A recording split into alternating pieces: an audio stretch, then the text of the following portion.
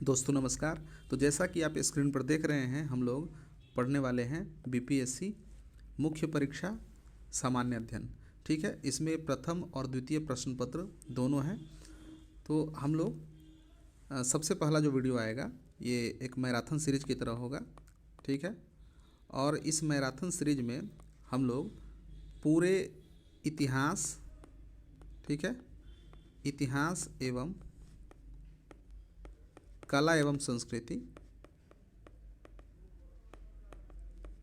जो कि जैसा कि आपको पता है कि भारत और बिहार से संबंधित ये कला और संस्कृति और खास करके जो आधुनिक भारत का इतिहास है, ठीक है, इसे हम लोग पढ़ने वाले हैं। और आपको पता होगा कि बिहार लोक सेवा आयोग की मुख्य परीक्षा में, ठीक है, मुख्य परीक्षा में ये आपको पेपर जीएस के पेपर 1 में पूछा जाता है और यह खंड 1 में ही पूछा जाता है। ठीक है, तो आइए हम लोग प्रारंभ करते हैं और इत्मीनान से देखिए। और मुझे पूरा विश्वास है कि इससे अलग आपको कुछ भी पढ़ने की ज़रूरत नहीं है। ठीक है, और ये पुस्तक जिसके बारे में मैं बात कर रहा हूँ आप अपने पास ज़रूर रखें और इस वीडियो का फ़ायदा उठाएं। तो आइए हम लोग प्रारंभ करते हैं।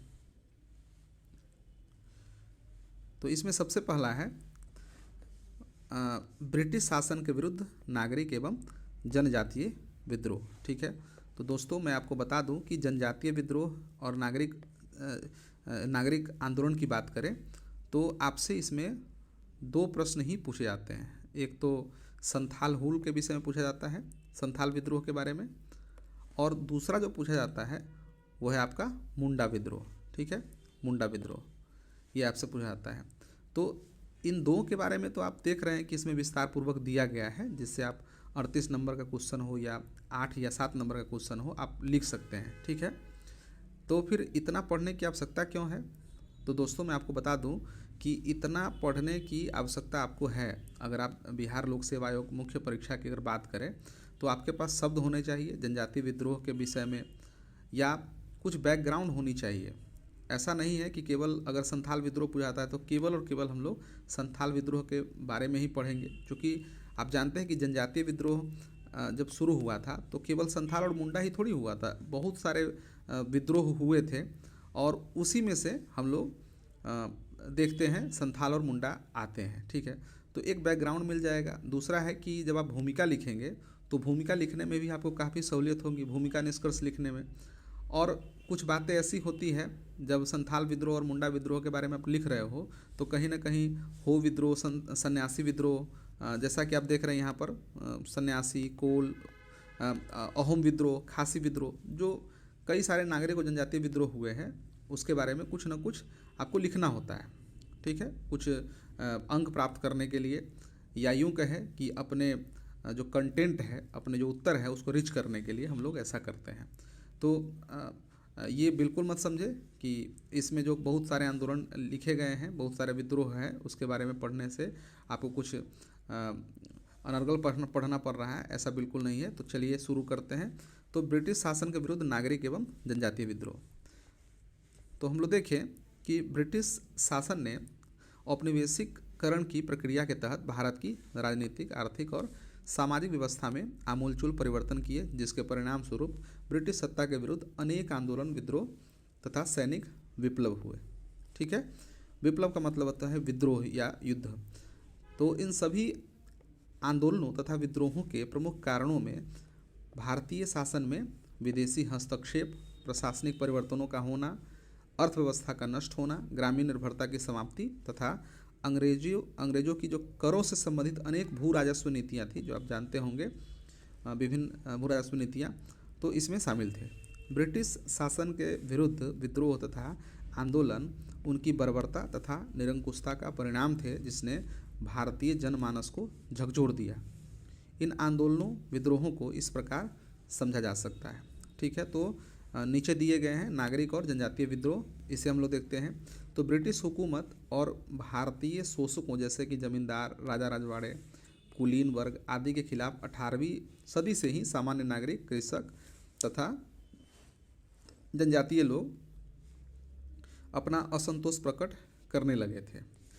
कृषक आंदोलनों का कारण ब्रिटिशों की भूनीतियों एवं राजस्व की दमनात्मक वसूली आदि थी। यद्यपि अधिकांश विद्रोहों को पुलिस तथा सेना की मदद से दर्ज कराया, जनजातीय विद्रोह के कारण उनके परंपरागत जो अधिकार थे उसका हनन था। ठीक है, तो आदिवासियों का वन पर परंपरागत अधिकार था, परंतु सरकार ने वन नीति के तहत उनसे सरकारी संपत्ति घोषित कर दिया। आबकारी कर, नमक कर जैसे करों की दमनकारी वसूली भी इन विद्रोहों का कारण बनी। ईसाई धर्म प्रचारकों ने भारतीय संस्कृति पर प्रहार किया। फलतः समय समय पर विभिन्न जो है जन विद्रोह हुए। अध्ययन की सुविधा को ध्यान में रखते हुए भौगोलिक स्थिति के अनुसार नागरिक व जनजातीय विद्रोहों को 3 भागों में बांटा जा सकता है। ठीक है, तो किस प्रकार से बांटा गया है, तो एक तो यहाँ पर आप देख सकते हैं स्पष्ट रूप से, तो पूर्वी भारत तथा बंगाल का विद्रोह, दूसरा है पश्चिमी भारत का विद्रोह और तीसरा है दक्षिण भारत के विद्रोह। तो आप जैसा कि आप देख रहे हैं कि पूर्वी भारत तथा बंगाल में सबसे अधिक विद्रोह हुए थे, और चूँकि बंगाल, बिहार और उड़ीसा, ठीक है, वो पूरा का पूरा बंगाल ही था, तो इसीलिए हम लोगों से जो पूछा जाता है वो संथाल और मुंडा विद्रोह जो है पूछा जाता है। ठीक है, क्योंकि बिहार के क्षेत्र में हुआ था, तो छोटा नागपुर और जो दामन कोह का जो पार्ट है, भागलपुर, ये सब का इलाका था, वहाँ पर हुआ था, इसीलिए संथाल और मुंडा के बारे में ज़्यादा पूछा जाता है। तो पूर्वी भारत में देखें तो सन्यासी विद्रोह, कोल विद्रोह, हूल संथाल विद्रोह, अहोम विद्रोह, खासी विद्रोह, पागलपंथी विद्रोह, फरायजी विद्रोह, मुंडा विद्रोह। ठीक है, पश्चिम भारत के विद्रोह में देखें तो रामोसी, कच्छ का विद्रोह, भील विद्रोह और गडकरी विद्रोह। दक्षिण में देखें तो विजयनगरम के राजा का विद्रोह, बेलूथम्पी का विद्रोह और बुंदेला विद्रोह, ये सभी दक्षिण भारत के विद्रोह थे। तो इस प्रकार से हम लोगों ने इसे 3 भागों में बांटा। अब हम लोग बारी बारी से सभी के बारे में अध्ययन करने वाले हैं। तो पूर्वी भारत तथा बंगाल के विद्रोह को देखें तो सबसे पहला सन्यासी विद्रोह, जो कि 1770 से 80 और कुछ स्रोतों में 1763 से लेकर 1800 के बीच में जो है माना जाता है। इसका प्रमुख क्षेत्र कहाँ था, तो बंगाल। प्रमुख नेता गिरी संप्रदाय के सन्यासी थे। तो इसके बारे में प्रमुख बिंदुओं को देखें तो बंगाल में अंग्रेजी राज्य स्थापित होने से वहाँ एक नई अर्थव्यवस्था की शुरुआत हुई, जिसके कारण बंगाल के जमींदार, कृषक तथा शिल्पी आदि की स्थिति दयनीय हो गई। बंगाल में पड़े 1770 के भीषण अकाल तथा कंपनी के पदाधिकारियों की कठोरता को लोगों ने विदेशी राज्य की देन समझा। ठीक है, 1770 ईस्वी के इस भीषण अकाल ने बंगाल के निवासियों को त्रस्त कर दिया। इससे पूर्व अंग्रेजों द्वारा कई प्रतिबंध लगाए गए थे, जिसने बंगाल को जकड़ सा दिया था। तीर्थ स्थलों की यात्रा पर लगे प्रतिबंधों से दुखी होकर शंकराचार्य के अनुयायी गिरी संप्रदाय के सन्यासियों ने अंग्रेजों के विरुद्ध सशस्त्र विद्रोह प्रारंभ कर दिया। सन्यासी विद्रोह की शुरुआत 1760 ईस्वी मानी जाती है, जो लगभग 1800 ईस्वी तक चला है। ठीक है, सन्यासी लोगों ने जनता के साथ मिलकर अन्याय के विरुद्ध लड़ने की परंपरा को बनाए रखते हुए सबसे पहले कंपनी की कोठियों तथा कोषों पर आक्रमण किया। इस आंदोलन में बेदखल किए गए किसान, विघटित सिपाही, जो सत्ता से हटाए गए जमींदार थे, सत्ताच्युत जमींदार तथा धार्मिक नेता जो है वो शामिल थे। आंदोलनकारियों ने बलपूर्वक धन वसूला तथा अंग्रेजी फैक्ट्रियों में लूटपाट की। सन्यासी विद्रोह को खत्म करने के लिए 1771 में वारेन हेस्टिंग्स द्वारा कई कठोर कदम उठाए गए थे। ब्रिटिश द्वारा आंदोलन से निपटने हेतु दमन का सहारा लिया गया और 1820 तक इस आंदोलन को पूरी तरह से कुचल दिया गया। बंकिम चंद्र चटर्जी द्वारा लिखा गया जो उपन्यास है आनंद मठ, इसका कथानक जो है सन्यासी विद्रोह पर ही आधारित है, तो ये काफ़ी इम्पोर्टेंट है। इस विद्रोह में हिंदू एवं मुसलमान के एकता का यहाँ पर एकता दिखाई देती है। तो हिंदू और मुसलमान के कंधे से कंधा मिलाकर संघर्ष किया था, इसीलिए इस विद्रोह को फकीर विद्रोह भी कहा जाता है। इस विद्रोह के प्रमुख जो नेता है वो मजनून शाह और देवी चौधरानी एवं चिराग अली थे। ठीक है, तो ये था सन्यासी विद्रोह या देखें फकीर विद्रोह। अब आगे देखें कोल विद्रोह, यह 1831-32 में हुआ था।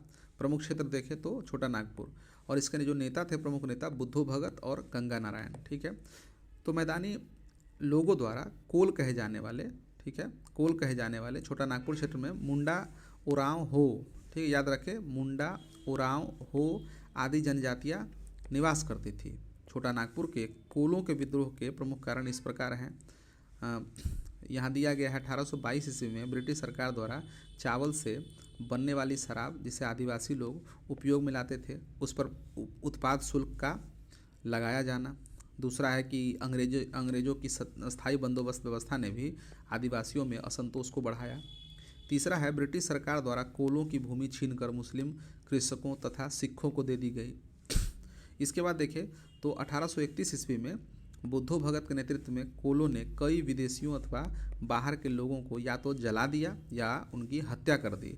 मकानों तथा कचहरियों को जला दिया गया। ब्रिटिश सरकार ने इस विद्रोह का कठोरता से दमन किया। फिर भी यह विद्रोह रुक कर 1848 ईस्वी तक चलता रहा। एक दीर्घकालीन तथा विस्तृत सैन्य अभियान के पश्चात ही यहाँ शांति स्थापित हो सके। ठीक है, अब हम लोग आगे बढ़ते हैं और ये हम लोग का अपना काफ़ी इम्पोर्टेंट है ये संथाल विद्रोह, तो इसे देखते हैं। यहाँ है कि प्रमुख क्षेत्र देखें तो दमन एको, भागलपुर से राजमहल की पहाड़ियों तक जो क्षेत्र जो है वह क्या कहता है, दमन एको। इसके जो प्रमुख नेता थे सिद्धू, कान्हू, चांद और भैरव। ठीक है, बिहार, झारखंड तथा बंगाल के वीरभूम, मुंगेर, हजारीबाग तथा भागलपुर में 1855-56 ईस्वी में संथाल विद्रोह हुआ। यह क्षेत्र दमन एक के नाम से जाना जाता था। यह आदिवासियों के विद्रोहों में सबसे आक्रामक विद्रोह था। ठीक है, विद्रोहों का अगर इस विद्रोह के बारे में देखें तो प्रमुख कारण 1793 ईस्वी में अस्थायी बंदोबस्त व्यवस्था द्वारा संथालों की ज़मीनों का छीना जाना। ठीक है, महाजनों का बढ़ता शोषण तथा उधार की समस्या थी। पुलिस के भ्रष्टाचार, संथालों की गरीबी तथा अंग्रेजी अदालतों में सही तरीके से न्याय न मिल पाने के कारण भी संथाल आक्रोशित थे। संथालों ने भूमि कर अधिकारियों से दुर्व्यवहार, महाजनों के बढ़ते शोषण, पुलिस के दमन तथा साहूकारों की वसूलियों के विरुद्ध अपना रोष प्रकट किया। संथालों के दो प्रमुख नेता सिद्धू तथा कान्हू ने भगनाडीह ग्राम में संथालों की एक आम सभा बुलाई जिसमें संथालों ने बढ़ चढ़कर भाग लिया। ठाकुर जी का आदेश सुनाया गया। इन आदिवासियों को प्रारंभ में यह विश्वास था कि अंग्रेजी प्रशासन उनकी समस्या को स्वतः दूर कर देगा, किंतु ऐसा नहीं होने पर विदेशियों का राज्य समाप्त करने के लिए विद्रोह का निर्णय लिया गया। संथालों द्वारा 1855 ईस्वी में विद्रोह कर दिया गया। विद्रोहियों ने महाजनों एवं जमींदारों पर हमला बोल दिया तथा उनके मकान जला डाले। पुलिस स्टेशन, रेलवे स्टेशन, डाक ढोने वाली गाड़ियों को भी जला दिया गया। ब्रिटिश सरकार इस विद्रोहात्मक कार्यवाहियों से घबरा गई तथा कलकत्ता से मेजर बारो के नेतृत्व में सेना की एक टुकड़ी भेजी गई जिसका संथालों ने वीरतापूर्वक सामना किया, किंतु सिर्फ तीर धनुष तथा छापामार युद्ध के सहारे ये आदिवासी अंग्रेजों के सामने टिक नहीं पाए। अंततः 1855 ईस्वी में सिद्धू को तथा 1856 में कान्हू को पकड़कर मार दिया गया। संथाल विद्रोह ने ब्रिटिश शासन को यह एहसास करवा दिया कि आदिवासी अंग्रेजों के शोषण के प्रति जागरूक हो गए हैं तथा सरकार को उनकी समस्याओं की ओर ध्यान देना ही पड़ेगा। इस विद्रोह के बाद सरकार ने संथाल परगना को जिला बनाया। आरसी मजुमदार ने लिखा है कि संथाल विद्रोह आर्थिक कारणों से उत्पन्न हुआ था, किंतु शीघ्र ही इसका उद्देश्य विदेशी शासन को खत्म करना हो गया। ठीक है, तो हमने संथाल विद्रोह को देखा। अब देखते हैं अहोम विद्रोह।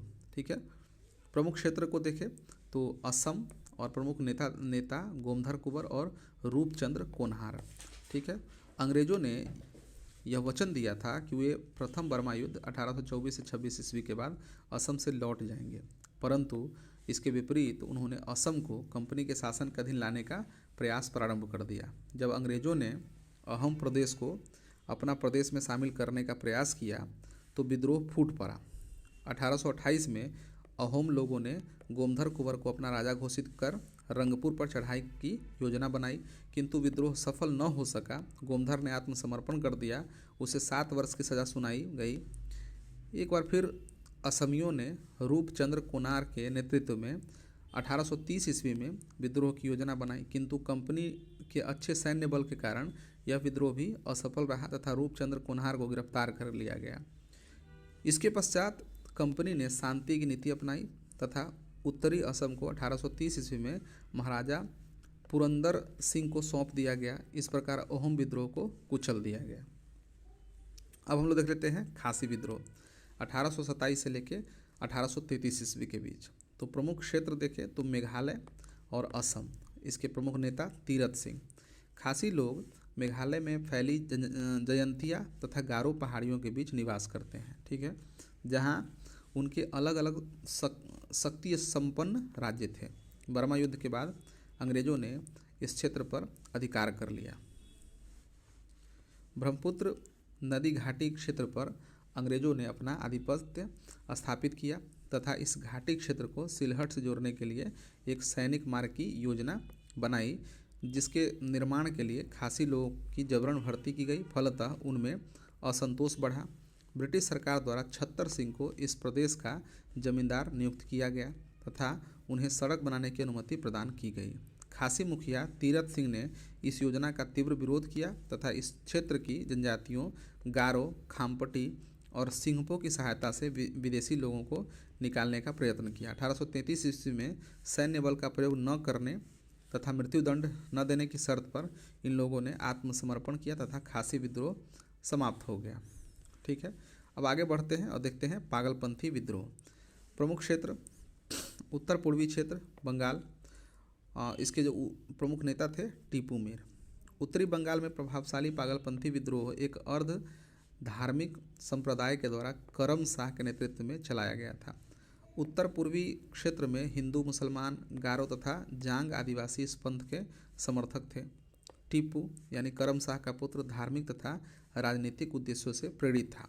जमींदारों द्वारा काश्तकारों पर किया जाने वाला अत्याचार तथा इस क्षेत्र में अंग्रेजों द्वारा संचालित भू राजस्व तथा प्रशासनिक व्यवस्था के कारण व्यापक असंतोष था, जिसने विद्रोह को जन्म दिया। 1825 ईस्वी में टीपू ने जमींदारों के अत्याचार के विरुद्ध विद्रोह कर दिया तथा शेरपुर पर अधिकार कर वहां का राजा बन गया, किंतु 1833 ईस्वी में अंग्रेजों द्वारा इस विद्रोह का दमन कर दिया गया। ठीक है, अब आगे है फराइजी विद्रोह 1838 से लेकर 57 तक। प्रमुख क्षेत्र देखें तो बंगाल और इसके प्रमुख नेता दादू मियाँ। ठीक है, फराइजी आंदोलन बंगाल के फरीदपुर जिले में हाजी शरीयतुल्लाह द्वारा चलाए गए संप्रदाय के अनुयायियों द्वारा प्रारंभ किया गया था। जमींदारों द्वारा काश्तकारों तथा इस समुदाय के किसानों का शोषण किया जाता था, जो विद्रोह का प्रमुख कारण बना।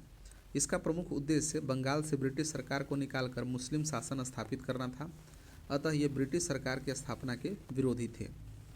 फराइजी आंदोलन का मुख्य उद्देश्य इस्लाम धर्म में सुधार करना तथा जमींदारों के अत्याचारों से मुक्ति दिलाना था। हाजी शरीयतुल्लाह के पुत्र मोहम्मद मोहसिन, जो कि दादू मियाँ के नाम से प्रसिद्ध हुए थे, द्वारा करबंदी आंदोलन चलाया गया था। दादू मियाँ ने जमींदारों की ज़बरदस्ती से वसूली का प्रतिरोध करने के लिए किसानों को संगठित किया तथा नारा दिया, समस्त भूमि का मालिक खुदा है।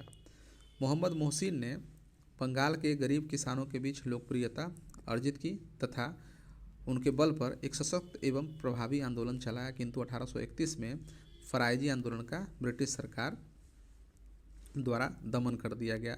फिर भी आंदोलन तब तक चलता रहा जब तक कि नील की खेती के विरुद्ध विद्रोह की शुरुआत नहीं हुई। फराइजी आंदोलन के नेता अंत में बहावी दल में शामिल हो गए। ठीक है, अब आगे फिर महत्वपूर्ण हम लोगों के लिए है कि मुंडा विद्रोह। ठीक है, 1899 से लेकर 1900 ईस्वी के बीच। तो प्रमुख क्षेत्र देखें तो छोटा नागपुर वर्तमान झारखंड में स्थित है। प्रमुख नेता बिरसा मुंडा। बिहार के छोटा नागपुर क्षेत्र में निवास करने वाले मुंडा समुदाय द्वारा बिरसा मुंडा के नेतृत्व में 1899 से 1900 ईस्वी में उलगुलान महाविद्रोह किया गया। बिहार के छोटा नागपुर इलाके में सामूहिक खेती का प्रचलन था, जिसे खूंट कट्टी या मुंडारी कहा जाता था, लेकिन जमींदारों, महाजनों तथा ठेकेदारों ने सामूहिक खेती का अतिक्रमण किया, जिस कारण इसमें असंतोष की लहर फैल गई। मुंडारी भूमि व्यवस्था की जमींदारी या व्यक्तिगत भू स्वामित्व वाली भूमि व्यवस्था में परिवर्तन के विरोध में मुंडा विद्रोह की शुरुआत हुई। इस विद्रोह को सरदारी लड़ाई के लिए भी जाना जाता है, क्योंकि मुंडा लोगों ने अपने सरदारों के नेतृत्व में यह आंदोलन चलाया था। प्रारंभ में यह विद्रोह जमींदारों ठेकेदारों तथा महाजनों के खिलाफ शुरू हुआ था, किंतु बाद में यह धार्मिक व राजनीतिक आंदोलन के रूप में परिवर्तित हो गया। बिरसा मुंडा की लोकप्रियता का एक प्रमुख कारण औषधियों का ज्ञान तथा बीमारियों को ठीक करने की शक्ति थी। 1895 में बिरसा ने स्वयं को भगवान का दूत भी घोषित किया था, जिसके कारण हजारों आदिवासी उन्हें देखने और सुनने आने लगे थे। 1899 में क्रिसमस की पूर्व संध्या पर बिरसा मुंडा ने विद्रोह का ऐलान कर दिया। इस विद्रोह की सबसे महत्वपूर्ण भूमिका महिलाओं की भागीदारी थी। 1900 ईस्वी के आसपास यह विद्रोह संपूर्ण मुंडा क्षेत्र में फैल गया तथा लगभग 6000 मुंडा हथियारों से लैस होकर बिरसा के साथ हो गए, किंतु अंग्रेजों ने शीघ्र ही बिरसा मुंडा को गिरफ्तार कर लिया तथा उन्हें जेल भेजकर बर्बरतापूर्वक इस विद्रोह का दमन कर दिया। इस विद्रोह के बाद अंग्रेजों द्वारा छोटा नागपुर काश्तकारी कानून बनाकर कृषकों के अधिकारों को मान्यता दी तथा बेगारी तथा बंधुआ मजदूरी पर प्रतिबंध लगा दिया गया। ठीक है, तो अभी तक हम लोगों ने बंगाल या पूर्वी भारत में हुए विद्रोहों को देखा। अब हम लोग देख लेते हैं पश्चिमी भारत के विद्रोह। इसमें है रामोसी विद्रोह। तो रामोसी विद्रोह 1822 में, 1825 से 26 में और 1839 से 41 में, ये 3 चरणों में हुआ है, इसलिए 3 इसमें ईस्वी सन लिखे गए हैं। प्रमुख क्षेत्र देखें तो पश्चिमी घाट महाराष्ट्र और प्रमुख नेता चित्तूर सिंह एवं नरसिंह दत्तात्रेय पेतकर। ठीक है, तो आदिम जाति रामोसी का निवास स्थान पश्चिमी घाट का क्षेत्र था। यह आदिम जाति अंग्रेजी प्रशासन में भागीदारी थी। ठीक है, अंग्रेजी प्रशासन में भागीदार थी। वास्तव में रामोसी जाति के लोग मराठा राज्य के अधीनस्थ कर्मचारी थे, जिन्होंने मराठा राज्य के पतन के बाद कृषि को रोजगार के रूप में अपना लिया था। इसका प्रमुख कारण अंग्रेजों की भू राजस्व नीति तथा अत्यधिक लगान निर्धारण तथा लगान को वसूल करने के लिए कष्टदायी तरीकों का प्रयोग करना था। अत्यधिक लगान वसूली के कष्टदायी तरीकों के विरोध में 1822 ईस्वी में उनके सरदार चित्तर सिंह ने विद्रोह कर दिया और सतारा के आसपास का क्षेत्र लूट लिया तथा 1825 से 26 ईस्वी तक अशांति बनी रही। किंतु इस आंदोलन की तीव्रता तब और भी बढ़ गई जब 1839 ईस्वी में सतारा के राजा प्रताप सिंह को सिंहासन से हटाकर उसे देश निकाला दे दिया गया। इस घटना से लोग आक्रोश की भावना से भर गए तथा 1840 से 41 ईस्वी में भयावह दंगे हुए। नरसिंह दत्तात्रेय पेतकर ने बहुत से सैनिक एकत्रित कर लिए तथा बादामी का दुर्ग जीतकर उस पर सतारा के राजा का ध्वज फहरा दिया। 1825-26 में अकाल पड़ने के कारण उमा जी के नेतृत्व में पुनः विद्रोह किया गया।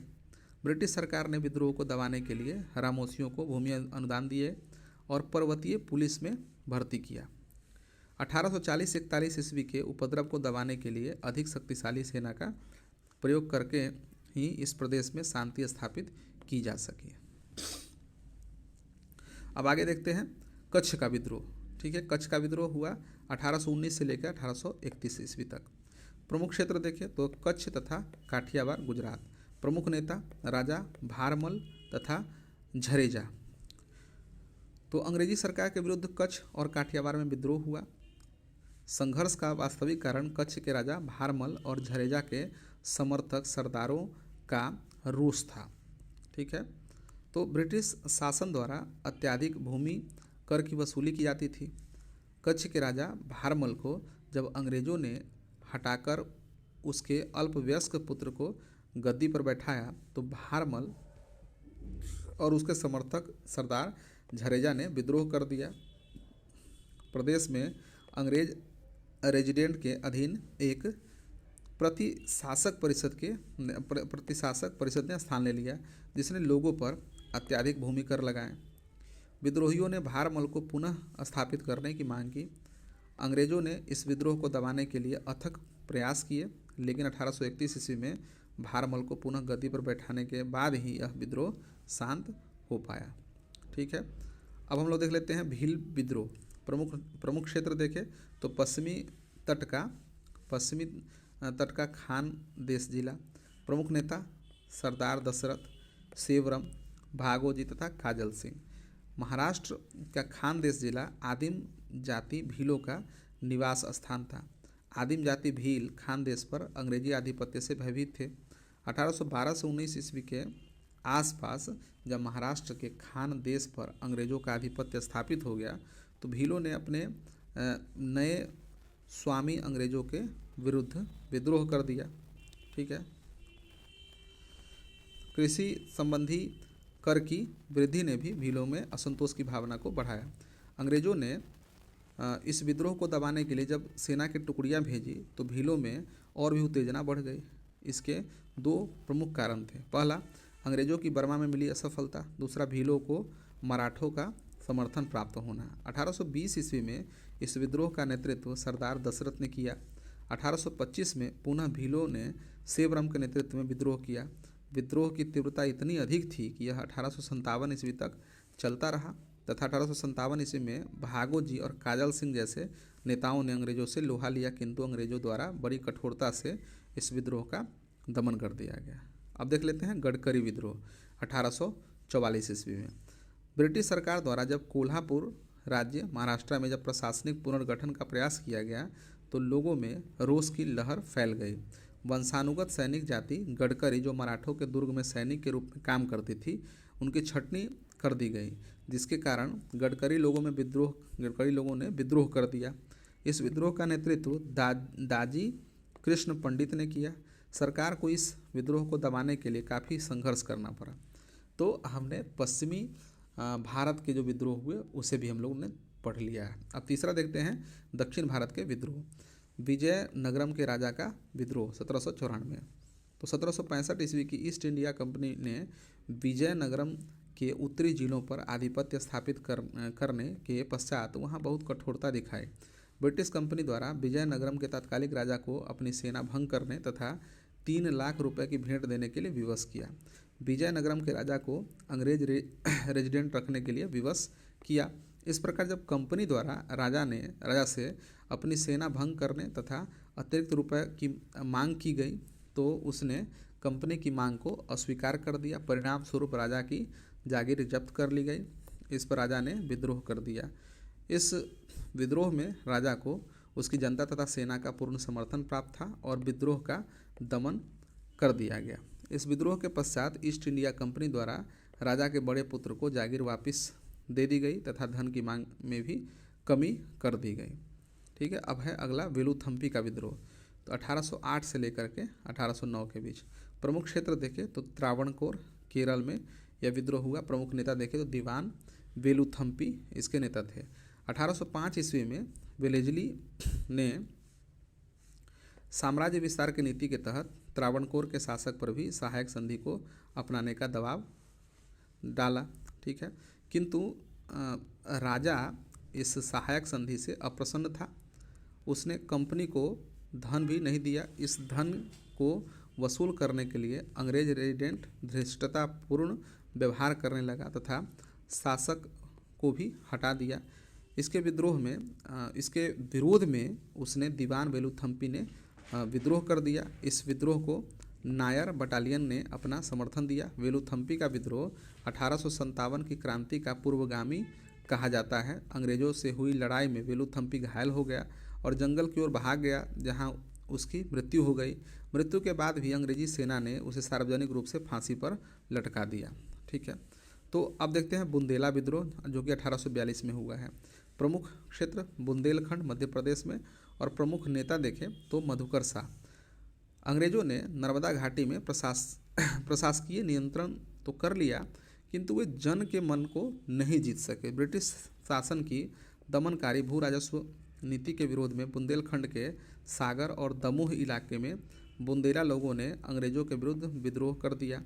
बुंदेला विद्रोह 1842 ईस्वी में जवाहर सिंह एवं मधुकर शाह के नेतृत्व में शुरू हुआ। यह विद्रोह इतना व्यापक और असरदार था कि उस समय सागर के नाम से ज्ञात क्षेत्र का अधिकांश भाग विद्रोहियों के नियंत्रण में चला गया।